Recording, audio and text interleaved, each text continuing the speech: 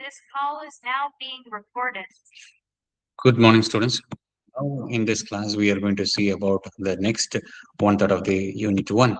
So, what are we going to see about? So, it is all about the bioamplifiers. So, we are seeing about the subject called signal conditioning circuit in that module one. So, we have already seen the first three titles in the previous video. So, now we are going to see about what is called bioamplifiers and what is the need for bioamplifiers and biosignal conditioning circuits. So, if you see the biopotentials, we get to know that these biopotentials are at very low potentials, and like millivolts or microvolts. So, what is the difference between an amplifier and bioamplifier? An amplifier is generally designed to increase the voltage, current, or power signals, and the application is very generic. Whereas bioamplifiers, it is a circuit that is designed, or it is a circuit that is capable of amplifying the biopotentials that are picked up by the electrodes. Means the potentials that are in milli or microvolt. So that is what makes a bioamplifier different. So you can see in the following tabulations that every biosignal is unique. For example, ECG signal is different. EEG signals is from 10 to 5000 microvolt or 5 millivolt, or the frequency is only 0 to 150 hertz. Whereas EMG signal, electromyogram signal, the range of the potential is 0 to 1.5 millivolt. So where that was in microvolt, and the range of frequency is 0 to 10 hertz alone. And electroocculogram signal is different, and ERG signal is different, EGG signal is different. So every biopotential signal is different. So every bioamplifier has to be designed specifically for a particular purpose. So there cannot be a general amplifier like how we do it in audio frequency or radio frequency, entirely covering the audio frequency range or radio frequency range. No, that's not. And there are much more challenging expectations or characteristics that is expected from a bioamplifier, which we'll try to see in one by one. So for the first characteristic that is expected from a bioamplifier is high fidelity. So what is fidelity? Faithful reproduction. So what that faithful reproduction means, if there is a signal of a means periodic or aperiodic signal, means an aperiodic signal, say for example like an ECG signal, a heartbeat signal, if it is shaped in this way, it has to be exactly reproduced in the same way. Only thing is that the amplitude has to be increased. So the shape of the signal, the frequency of the signal, the phase of the signal should not be changed. So high fidelity is a mandatory one. What happens if the fidelity is low? Then the signal shape should be, sorry, not should be, it will be changed in some manner, and that could be misdiagnosed as some problem has happened. So that is not at all possible. A false diagnosis results in a false treatment. That is not permissible, right? So high fidelity is much more important. The second one is high input impedance. High input impedance reduces the loading effect. So what is high input impedance? If the input impedance is very high, say for infinity, then the loading effect will not happen. What is loading effect? You see, from one place to another place, a signal or some data is transferred, then that is what we'll call it as loading. And if it is means transferred in the reverse direction, then it is what we'll call it as unloading. So during this loading of the signal from electrode, when we connect the connector to the preamplifier, the signal should not dissipate. The signal should not have any attenuation. The signal should not miss, or the signal should not have a bypass path to the ground, out of which most of the signal is lost. So if there is no bypass path, then we'll say the signal loading is 100%, or the loading is very high. So to avoid the bypass path, the resistance should be very high. So this is what we'll call it as input impedance is very high. And the third one is isolation is always expected. Say for bioamplifier, one side it is electrodes and the other side is some amplifier or some equipment. So due to some mishandling, the reverse current should not flow to the patient through the electrode, right? So that will cause some micro or macro shocks. Micro means a minute shock, or even macro means a higher shock. So that should not be resulted into. If it results, then what happens? The patients eventually die. Who came for the treatment, who came for the diagnosis will die. So isolation circuits or isolation capability is much more important. And the next criteria or the characteristics that is expected is high CMRR, common mode rejection ratio. What is common mode rejection ratio? It is the ability of the amplifier to reject the common signal and to allow the different signal. What is the common signal? The noise is the common signal that comes and penetrates or interferes through both the lines, the signal line and the reference lines. So this is common signal. What is the different signal? The signal that is there only in signal line and not in the reference line. So whatever the electrode picks, It comes through the signal line. What is there in the reference line? Nothing is there. It is just for a reference.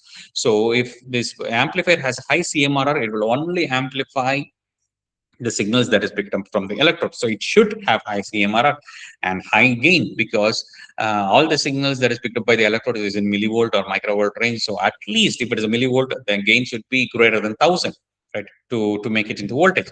So if it is microvolt, it should be in several millions of gain should be there.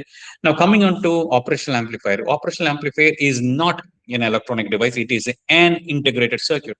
What is a circuit? A combination of devices. What is a device? A device is a unique component with a unique functionality. So all the devices put together and connected together makes a circuit, and many circuits such connected together makes an integrated circuit. So an operational amplifier is an integrated circuits which has many components together. So internally it will have several thousands of transistors and resistors together put together for a common purpose, which is called operational amplifier. Why is the name operational amplifier? Because it performs various mathematical operations like adding two signals, subtracting two signals, integrating a signal, difference means finding the differentiation of a signal. So hence it does so much of mathematical operation. It is called operational amplifier. And this is the symbol of an operational amplifier. Basically, it has five terminals. So one is two input terminals, two power supplies terminals, and one output terminals. Two input terminals are called as non-inverting terminal, which is here, and inverting terminal, which is here. And for biasing, there are two signals. So it has to be it needs two different potentials. One is positive potential and one is negative potentials, and the other terminal is the output terminals where we get the output. So other than this, to maintain the symmetricity, we have additional terminals. So this is available in a DIP package like an IC741, and the other three terminals like 8 is not connected, 1 is off signal, and 5 is often off signal. So that is to maintain the symmetricity between the left side pins and right side pins. So means IC741 is dedicated for operational amplifier. And there are different types of operational amplifiers present. So now let me tell you what is the prefix of the 741 and what is the postfix of the 741.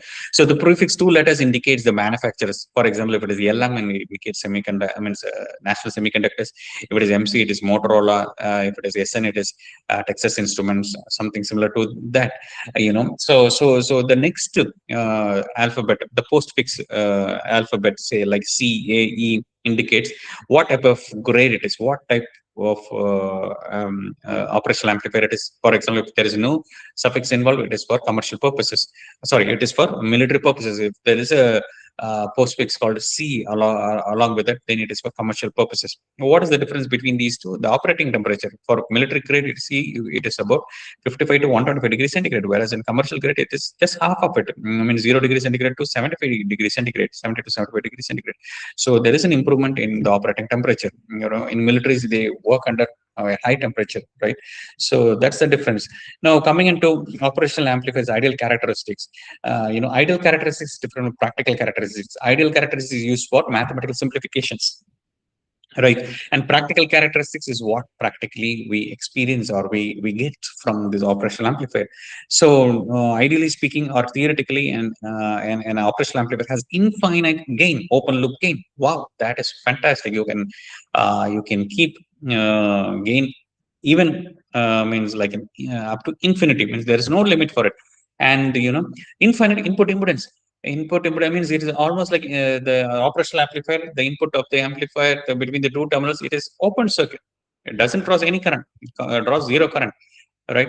So there is no much current which the operational amplifier will consume so as to operate, theoretically speaking.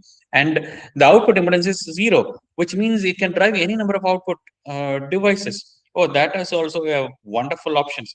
And the fourth characteristics is zero input offset voltage. So there is no offset voltage added to this operational amplifier. That is fantastic.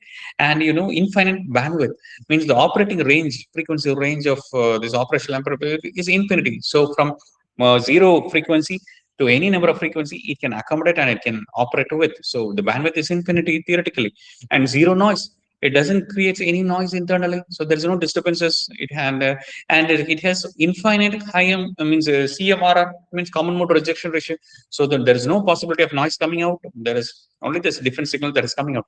These are the 7 important characteristics of an operational amplifier, ideal operational amplifier, and this makes the operational amplifier the most suitable bioamplifier, right? And because in bioamplifier, all this is what we were expecting with. Now, practically speaking, there is no much differences. Practically speaking, the gain is finite, but it's still high, say in some lakhs, which is appreciable, not bad. So still, it makes it as a good bioamplifiers. And the input impedance is finite. It draws current, but a minimal current, and zero output impedance, non-zero output impedance. So output impedance was ideally zero, and it can drive any number of devices we saw. But here it is non-zero. So, but still, it is almost related, means near to zero. So it can still drive many devices, and zero offset voltage. So this is why I've given it in green color. Is it's common between the ideal and the practical case. There is no additive voltages added at the op-amp. And then comes the finite bandwidth. Bandwidth is finite, but still it is high, or reasonably high, and the noise is minimum, and CMRR is finite, but still high, so it is still appreciable. So there is still no replacement for operational amplifier. Operational amplifier is the well-suited, best-suited bioamplifiers.